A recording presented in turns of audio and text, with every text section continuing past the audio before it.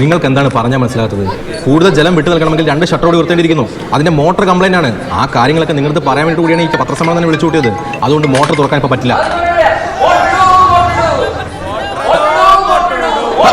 ശാന്തരാകൂ, നിങ്ങൾ ശാന്തരാകൂ.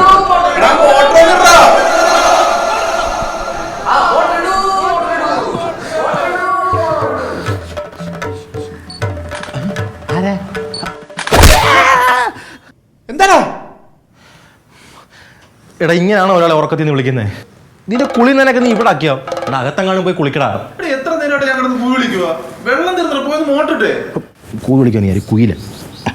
ഡേ, ഈ നോരയും പതിയാട്ടി ഇവിടെ വരെ വരാമെങ്കിൽ താഴെ പോയി ആ മോട്ടറും കൂട്ടുകൂടായിരുന്നു. ഇവിടെ ചുമ്മാ മനുഷ്യനെ മനക്കെടുത്ത്.